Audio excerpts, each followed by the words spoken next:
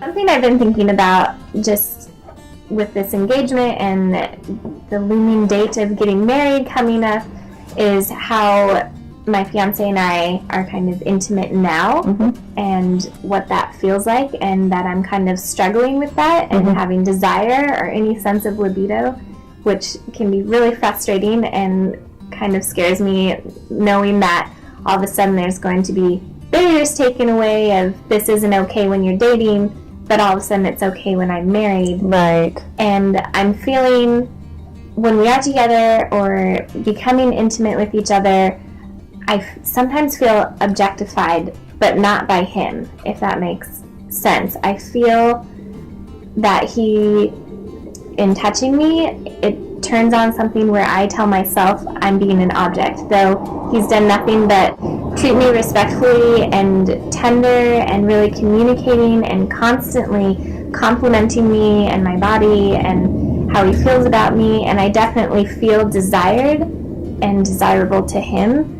But it's almost like I convince myself that if someone touches me, especially in my private parts, that all of a sudden I've turned into an object. Even if that's not what's being communicated at all. What would you say is your relationship with your genitals, with your breasts, with those parts of your body, with pleasure there? I have to say I love my breasts. Yes! I'm proud of those. I'm much more comfortable with those, and either looking in the mirror or touching in the shower or anything, that's not even an afterthought, but I feel like the area down below, I don't even know if I can say it, if that gives you any clue. It's just kind of off limits, that I just kind of put it out of my mind. Like, I don't think about it, so when maybe there is attention brought to it, it flips on a switch, like, someone has crossed the barrier. Like, yeah, exactly. I don't know what to do with that. I don't know how to feel comfortable with that part of my body. Like, the only time I think about it is that time of month, and then you're kind of angry at it and ready for it to just be done, and then it goes back in its box. Yeah. Did you have any good examples of a woman embracing her body when you were growing up?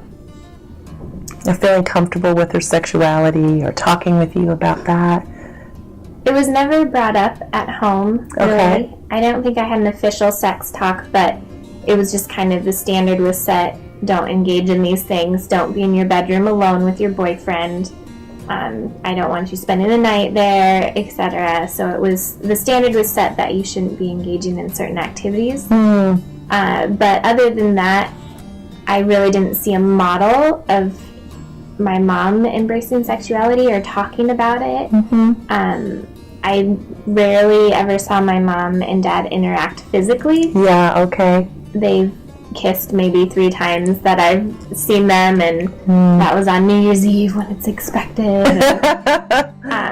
No hand holding, rarely hugs, no kissing. Just so I kind of grew up without that and didn't really think about it until I was in my own relationships, and kind of felt like I couldn't really express that because I didn't see anything happening at home. So I didn't have a basis if what I was doing was totally off the charts and not okay, or completely normal. Right. And I didn't really want to bring it up. Right. So you didn't have a good example of it. It really wasn't an open conversation, and it feels like it was kind of set aside, like set over there. Right. Yeah. And that's a really common experience for a lot of people. Probably the majority of people that I have taught or counseled have grown up in homes where you didn't talk about it. And whatever was spoken about was usually in a negative. It was a sex negative kind of topic or sentence, like, don't do this. Right. And don't do that. And so there was this knowledge of what not to do, but there was no knowledge of what sexuality was, what its purpose was, what's the purpose in pleasure, just in general, What is this powerful desire I feel sometimes? Is that good? Is that of God? Is that bad? Is that, the world? What is that? Right. Those kinds of conversations that would bring sexuality into the light. Right. And into a place of wondering, where does this fit in the whole of my being and in the whole of a relationship? Right. We didn't have those. And so we've got this huge split, the split of body from soul, from heart. And we've had it, since 300 BC, probably, with the philosophers is when they split body and mind apart. And then the church in its formation just continued to split body and mind apart. But one of the things that happened is the body was made less than or made bad. And the desires of the body, the wants of the body were made bad. So it was separated like this, and yet none of us live our lives separated. Right. Like I've never left my body at home and come to work, So I'm always bodied. And my body has its interactions with the whole of me. If I drop a rock on my toe, I'm aware that I have a toe. Right. I become a toe in a moment, Yeah. So my body is interacting with me, and I with my body, and I and my body are one. And yet we were taught that the body was bad, and the heart and soul, the spirit, is good.